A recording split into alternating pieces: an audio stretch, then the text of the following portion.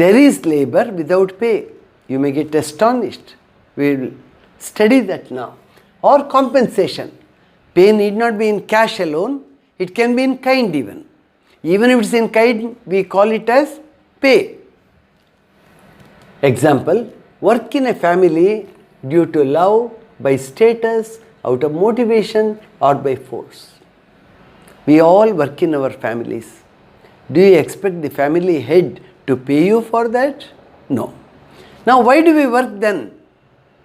We don't regret because we are bound by love. We love each other. We have to join our hands to see that the home functions well. Home becomes a sweet home. So all the members of the family have to join hands. In a family, work is done due to love, by status. Those who have a lot of work when they go to their job field may not work much as they come home. They may take rest. Others understand it. He works more than all of us. Let him have rest at home when he comes. They will not allow him to work. They will say, take rest.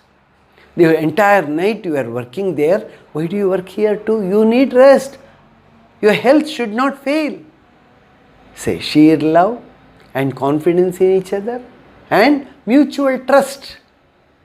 We come together, we cooperate due to love, by status, out of motivation or by force. Sometimes the head of the family may be such, come on, do it, may say. Dictatorial families too can be there. He expects everyone to work very hard. See, that's by force. Motivation. You pat each other and do. You request. You ask others to do it for the home. Women who serve the family without any compensation. See, this is a very big pool. Especially in our country, lots of women do not go to any job. But do they not work? They have lot of work from morning till evening or late in the night. They have to cook food for the members of the family. They have to get the children dressed up, get them bathed, look after them. Sometimes they stitch clothes too for the members of the family. They have to clean the house, wipe the floor. They have to look after the domestic animals in the shed. They have to milk them. They have to run the family. Clothes have to be washed. They have to be dried, properly folded and kept. See, you have scores of jobs done by women, and that goes without getting noticed properly. That's why we say, women who serve the family without any compensation, are they paid? They are not paid any salary, but they do as much work as any other member of the family does. They may go out and do elsewhere, but women stay in the house and see that the house, the family functions well. Labor with pay now. Now see, the homemaker. Nowadays we don't say housewife. We call them as homemakers. They make the home. They see that the home becomes a sweet home. They maintain the balance. With whatever earnings the husband or the male members of the family bring, they see that the family is made to run well. So the economic budget too is maintained by them. Labor with pay now. See here, payment for labor. When you go outside and join a job, you expect a salary. You are paid. Every month you are paid. Now here, skilled workers are there, semi-skilled workers are there. And whatever salary you pay them, we call them as wages. Wages. Payment for the work done. You call it as wages. The pay is called wages. Example, small businesses. If you go around the town, you see lots of people doing various kinds of crafts, jobs, activities. and they get money for that. Work in factories. If you are a factory laborer, then you get payment for your work once in a month. Teachers work in schools. Construction work, building construction or construction of roads, there you are paid. See here, these women, they are fisher women. Fish is caught by men usually, brought to the beach, brought ashore, then these women get them classified and arranged for sales, or sometimes they are even taken to distant places on their heads or maybe in some vehicle. Now they are fisher women. Their whole life they spend in fisheries. Artisans are skilled workers. This woman is weaving. She is doing weaving. She is good at it. She has experience behind her. She has learned the skills. She can do her job well and she gets payment for that. The contractor will certainly pay her. Or she may be doing as an individual enterprise. Then you are tailoring. This woman is different. She has a sewing machine and the clothes that she gets, cuts them appropriately. She stitches to the required sizes. She is a tailor. She is a happy woman. So that's a paid job. There is a payment. Unlike homemaker. Homemaker doesn't get any payment. But the goodness of everyone will be there on her. Everyone likes her. There will be mutual trust. They love her. They praise her. But she doesn't get any payment for that. Goodwill is there. Payment is not there. Next. Compensation. We spoke about wages. What is compensation? Compensation is always an agreement between the owner and the worker. Worker does the job. For the work he does, he is paid the salary, wages. Owner and the worker will have a contract.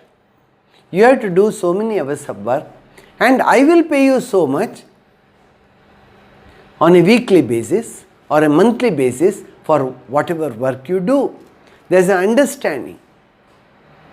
The understanding or the agreement is in between the worker and the owner. One who owns the factory or that industry or that establishment or the enterprise is called as the owner. Those who serve there, as per the wishes and fancies of the owner, they are all the workers. In traditional societies, India has a traditional society, mainly in our villages. If you go there, what you see, they are all traditional in nature because this had been happening from hundreds of years and it's continuing. Look here, money will be in least circulation. If you go to villages, you don't see a heavy circulation of money.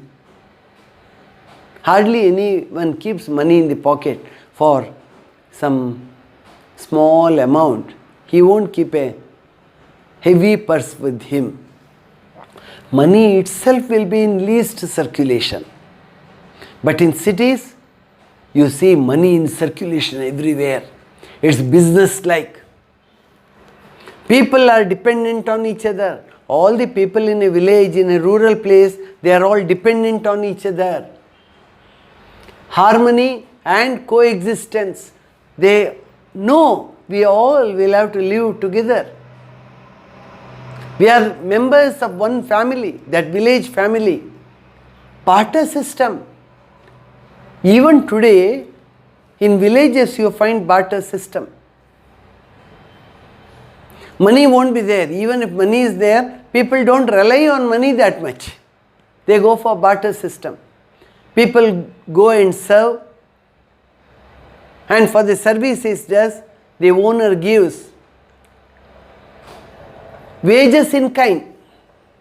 Few kgs of rice, few kgs of wheat, a jover. Yeah.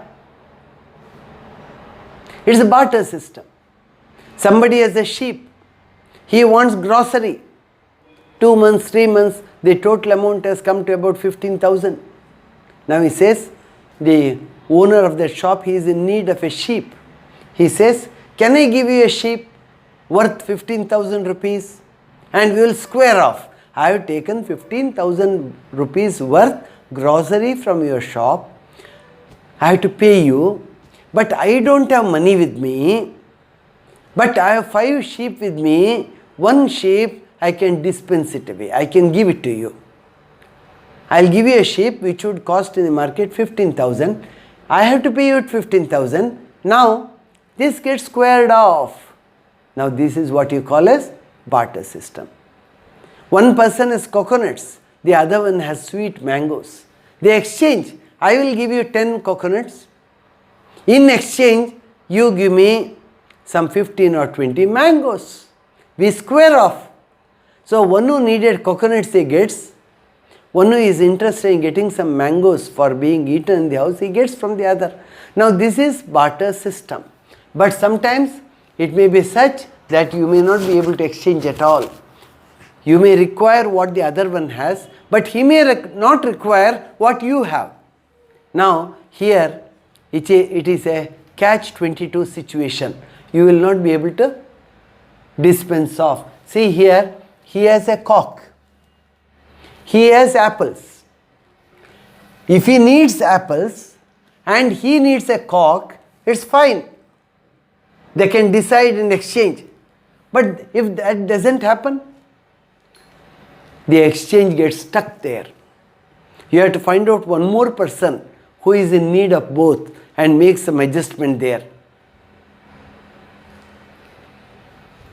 So that is what is called barter system. Still it's in practice in India.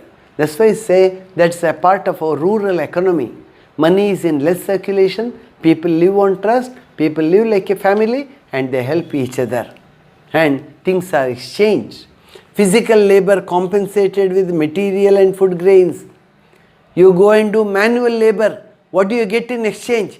You get payment in kind. Payment in kind, not in cash. And you too may like it, because if you have to purchase those grains from the shop, they may cost a little higher. When you are getting right from that owner, they cost less. You too save. The increase in usage of money has led to more emphasis to monetary compensation. Today, money is gaining more and more importance. So, most of the compensations that are done, they are done in the form of money. In the form of money. We move next. Laborers from organized and unorganized sectors. Very important these terms. Organized sector and unorganized sector. Laborers who are working in the organized sector, what does it mean?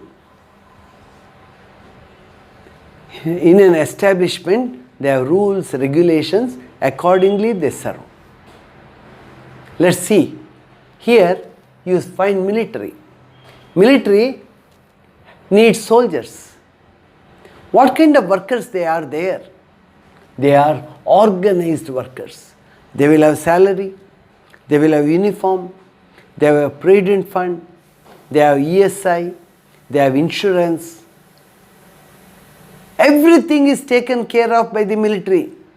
That's why military is an example for organized labor, organized sector. It's an organized sector. You serve and you are totally taken care of.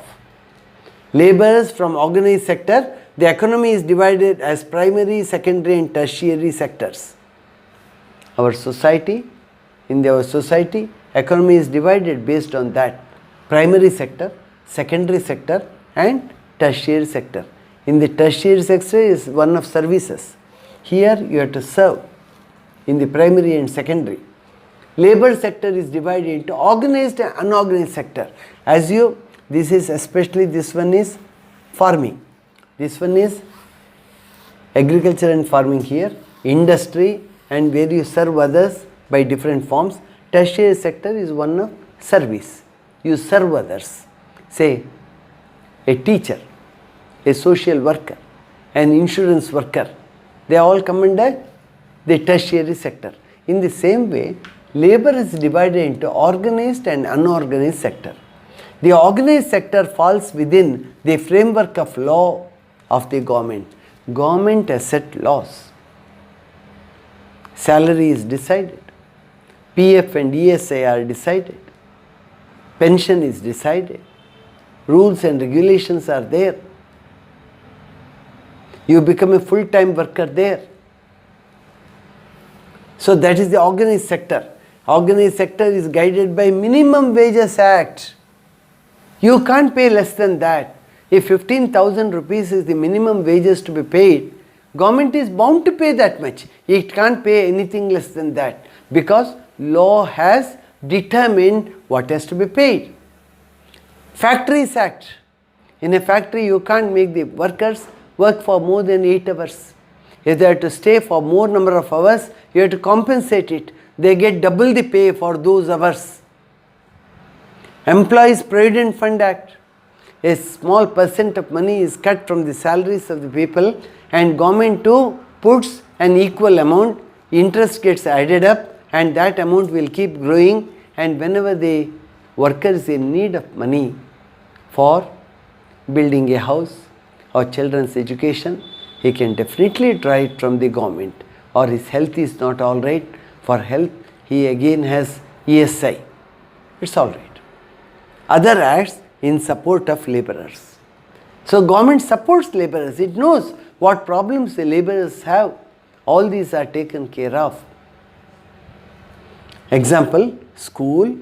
In the school, you have, it's an organized sector. You can't run a school just as you like. Government has lot of rigid restrictions enforced to see that teachers are happy. Hospital, doctors and nurses, salaries are decided. Industries, Minimum Wages Act is there for them too.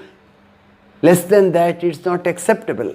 Government related services, maybe government buses, conductors and drivers there, the traffic police, the police who work, or the officers and people who work in the various departments of the government, they all come under the organized sector.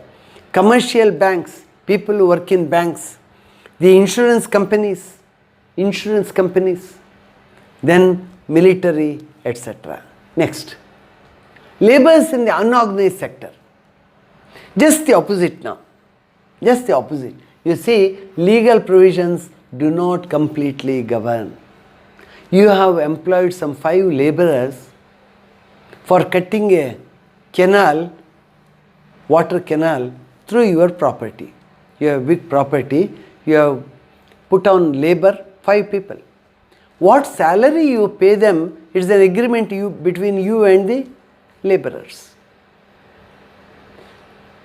Government rules and regulations don't function here at all. You decide, I'll pay so much per day. If you are agreeable, you do work. Either they take up the work or they say we are sorry, they move away. So legal provisions are the law provisions. No one can come and tell, you should have paid that much. No one can say that. Relationship between the employer and employee is not guided by legal provisions. Rules don't apply here. The government's dictum doesn't function here. See here, vehicle repairers. This is a garage. Vehicle repairers keep working. The head may be there, who is sitting there pretty. Now, the salaries of the employees here, maybe 2, 3 may be working, or 5 or 6. They get paid as per his whims. He decides, I'll pay you so much. Even benefits, he will decide. If they sit for long hours, he may get food for them, that's different. But the understanding is between the owner and the laborers. There's understanding. Sometimes he'll pay them 10,000 or 20,000 rupees in advance and go on deducting later. Or he may say, you have taken half a lakh from me. You pay the money back and you can leave the job. Wherever you want, you go. He cannot pay back 50,000 and he can't go elsewhere because he is due to the owner. Farmers, see, they are all planting saplings. How much do they pay? Is there a rule, regulation? No. The farmer in charge, he will decide. Vendors, on roadside you see vendors. Lots of shops will be there. They will be selling goods throughout the day, or maybe only in the evenings they open. Now these vendors, or sometimes they carry everything on their heads and come near the house. They cry and tell what they have. If you need, you open the door and come out and purchase. Now they are vendors. If he gets very good income, that too is his. If he gets low income, no one can help. They are vendors. So they are all unorganized workers. Brick kilns. In the brick kilns where bricks are made, burnt bricks, lots of people keep working. They are not bound by any rule. They get whatever agreed salary is there from the owner.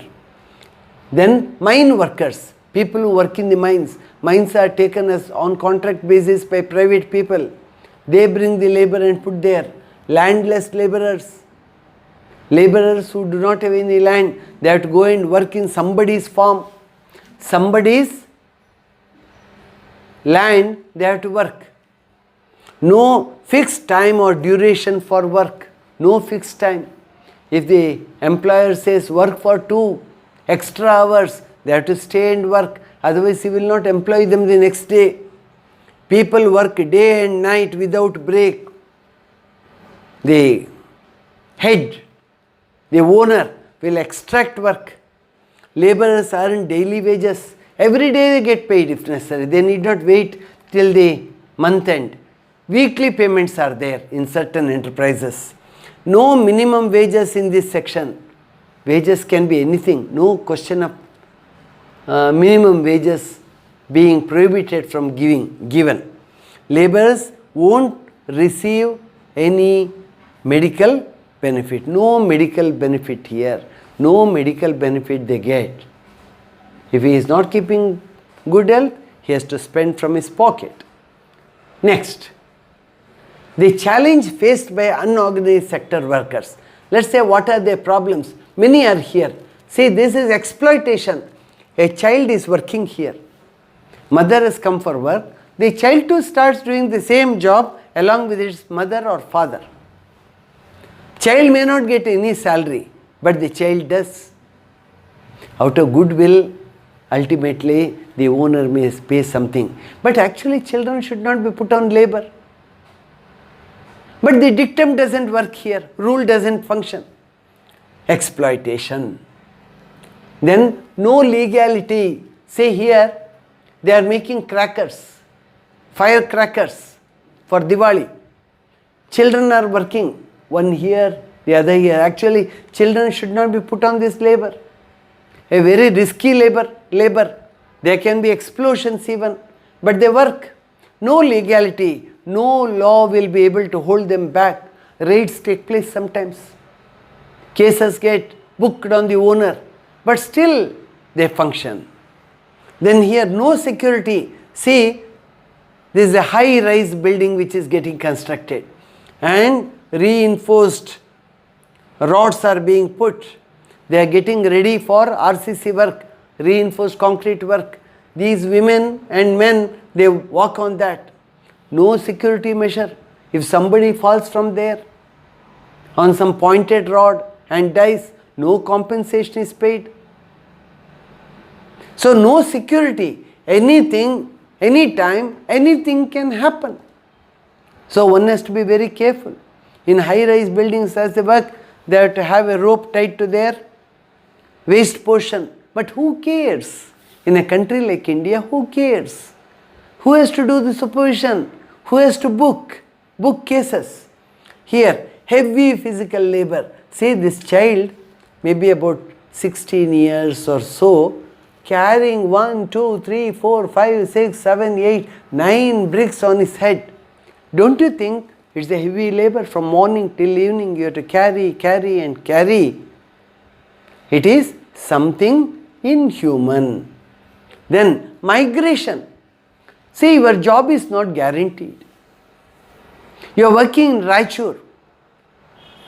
That season you find no rains, so there is drought, nothing to eat. Then laborers lose their jobs, no farm work. So what happens? They all start moving to another wet place. They start shifting. So mass migration.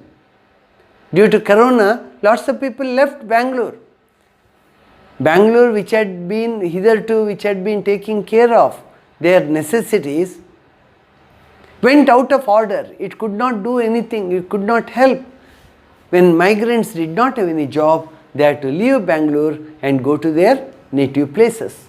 So here, migration, social security, legal framework, child labor, physical and mental exploitation. Because these laborers, they mentally get exploited. What a situation. I cannot get a higher salary. I cannot educate my children. I have to suffer like this. They keep on abusing themselves, blaming themselves for whatever has happened, and they keep working. So these are the challenges faced by unorganized sector workers. Challenges. So this is all about the chapter on labor. More than just understanding everything from the examination point of view, you should be able to analyze the data and come to your own conclusions and discuss your conclusions with others. Then this topic will be an interesting topic. Thank you.